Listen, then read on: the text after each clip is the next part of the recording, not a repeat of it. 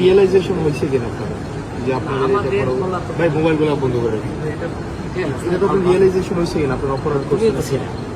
আমরা তো ছিলাম বলতে স্যার, আমরা তো আপনার অপরাধ করছেন যে ছাত্রলীগ নির্যাতন নিপীড়ন করছে, আপনারা এগুলার ইন্ধন দিচ্ছেন, এগুলা নিয়ে স্যার আপনার অনুতপ্ত কিনা স্যার? তোমার এই কথাগুলো কেমন না আসলে? না কেমন না স্যার, আপনি তুমিও তো আমাদের মধ্যে না, আমি আপনাদের মধ্যে ছিলাম না, আমি আপনাদের বিরোধিতা করছি স্যার। না, আমি আপনার বিরোধিতা করছি।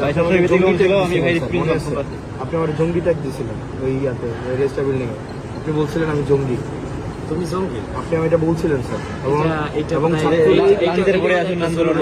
না স্যার, বিশ্ববিদ্যালয় স্যার আপনাকে সাক্ষী রেখে ছাত্রলীগ নির্যাতন নিপীড়ন করছে, তখন আপনারা কিছুই বলেন না। এবং স্যার রিয়েলাইজেশন হলে তো ফাইন, আপনারা আমাদের সমাজের বিবেক, রিয়েলাইজেশন এটা হয় কিনা যে স্যার এটা অত্যাচার, কোনো অন্যায় হইলে সেটা আপনাদের এই রিয়েলাইজেশন হয় কিনা স্যার? আমাদের বলা তো ওইটা তো বলো, প্রত্যেকটা মানুষের ব্যক্তিগতভাবে মনে করি যে কোনো অন্যায় হইলে সেটা স্যার আপনার সময় অন্যায় হয় না বিশ্ববিদ্যালয় স্যার, গেস্টরুম গণরুম অন্যায় হয় না? গেস্টরুম গণরুমটা ধারাবাহিকভাবে প্রক্রিয়া চলে আসে। এটা আপনার সময় ছিল?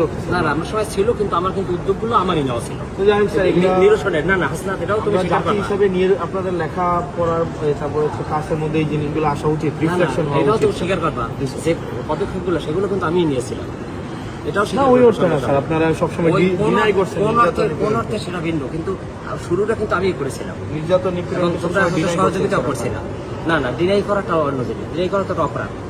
যারা ওই প্রক্টর স্যার ছিলেন উনি বারবার ডিনাই করছেন। না, ডিনাই ইতিহাস সবাইকে ভালো থাকবে, তোমাদের শুভকামনা।